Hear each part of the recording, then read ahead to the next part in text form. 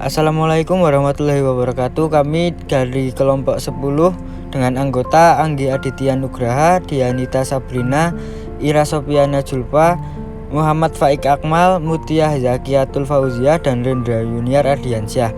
Di sini kami akan menyajikan hasil dari diskusi kami, yaitu tentang kearifan lokal dalam pengelolaan lingkungan beserta salah satu contoh implementasi kearifan lokal dalam satu daerah.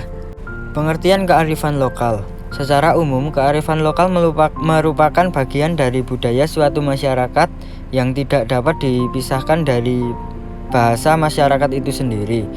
Kearifan lokal biasanya diwarisi secara turun-temurun dari satu generasi ke generasi melalui cerita dari mulut ke mulut.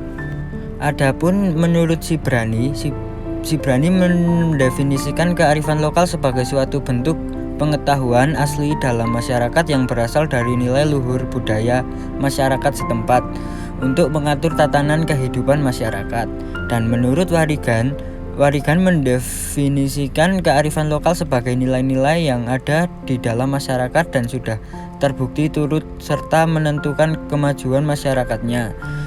Dan menurut Aprianto menyatakan pendapat bahwa kearifan lokal adalah berbagai nilai yang diciptakan, dikembangkan, dan dipertahankan oleh masyarakat yang menjadi pedoman hidup mereka.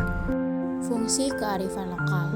Pertama, sebagai sarana konservasi dan pelestarian sumber daya alam.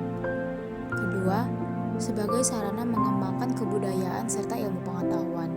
Ketiga, sebagai petuah kepercayaan sastra dan pantangan.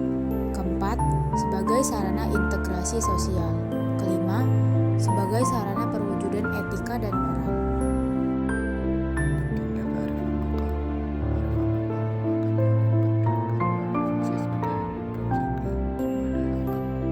Jadi sumber ilmu pengetahuan. Kearifan lokal harus dijaga karena kearifan lokal merupakan warisan leluhur sehingga kearifan lokal merupakan jati diri masyarakat. Kearifan lokal sangat penting untuk dilestarikan dalam suatu masyarakat untuk menjaga keseimbangan dengan lingkungannya dan sekaligus dapat melestarikan lingkungannya. Masyarakat harus mengenal dan mengerti arti penting dari kearifan lokal agar tetap terjaga warisan budayanya.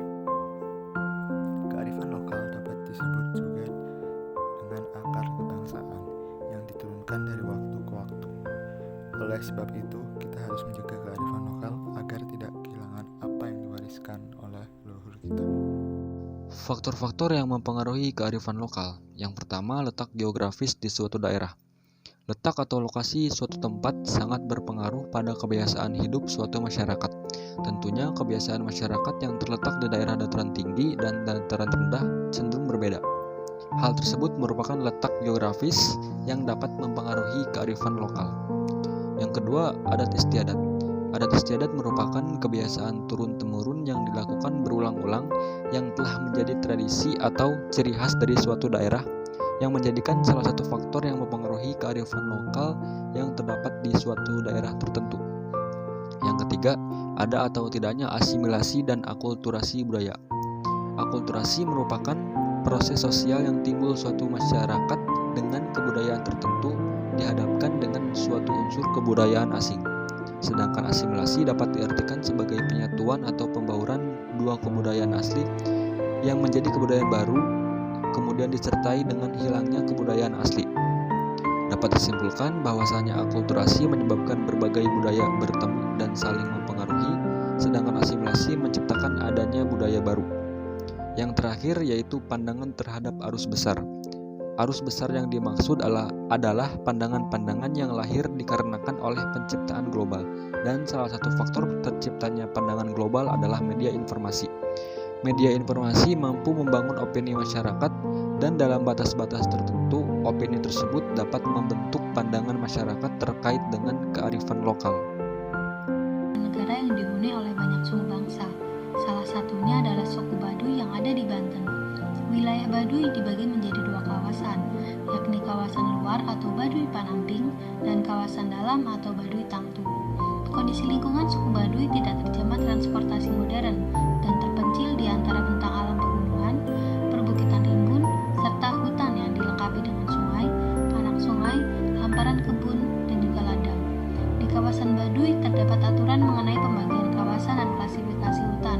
Hal ini ditujukan supaya masyarakat tidak semena-mena memperlakukan alam, sehingga alam tetap lestari dan berkelanjutan. Pada sistem pembagian kawasan, masyarakat suku Baduy membagi wilayahnya menjadi 3 kawasan, yakni zona bawah, zona tengah, dan juga zona atas. Zona bawah atau yang biasa mereka sebut Duku Lembur adalah zona yang digunakan untuk pemukiman warga. Zona ini berada di lembah bukit yang relatif datar, yang berada di ketinggian 150 hingga 400 meter di atas permukaan laut. Material yang digunakan untuk mendirikan rumah penduduk didapat dari alam, seperti tiang bambu, kayu, dan juga daun kelapa. Zona tengah adalah zona yang dimanfaatkan untuk pertanian intensif, seperti kebun dan kebun campuran. Masyarakat Baduy membuka lahan hutan untuk dijadikan sebagai lahan pertanian. Hutan yang digunakan pun merupakan jenis hutan sekunder atau hutan produksi.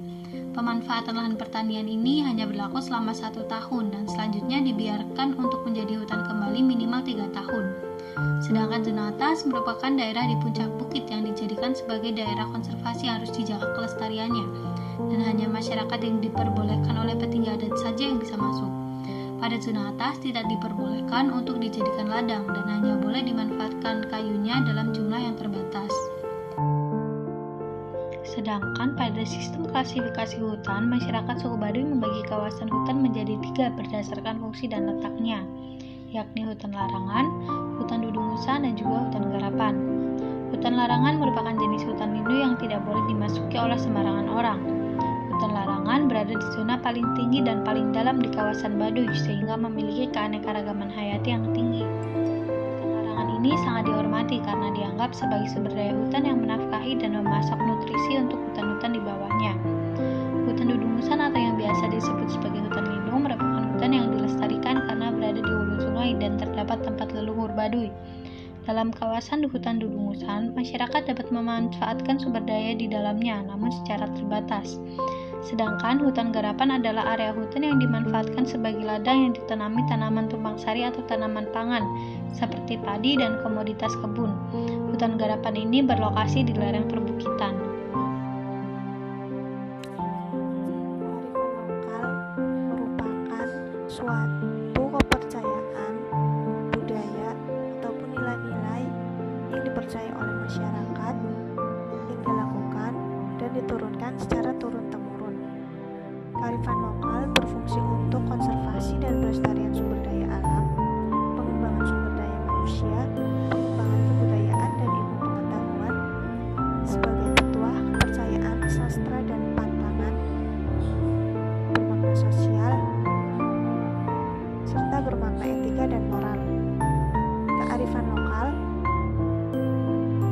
merupakan hal yang penting sebab berfungsi sebagai penjaga sumber daya alam dan menjadi sumber ilmu pengetahuan. Kearifan lokal dipengaruhi oleh letak geografis di suatu daerah, adat istiadat, ada tidaknya asimilasi dan akulturasi budaya, pandangan terhadap arus besar. Salah satu contoh kearifan lokal yang ada di Indonesia ialah adanya pembagian kawasan dalam suku Baduy.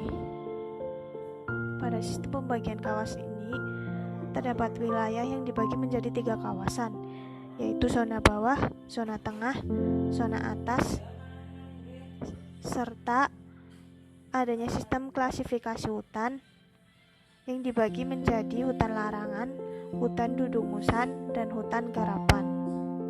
Kearifan lokal ini harus kita jaga dan kita lestarikan agar kita juga dapat menjaga alam tetap seimbang dan lestari.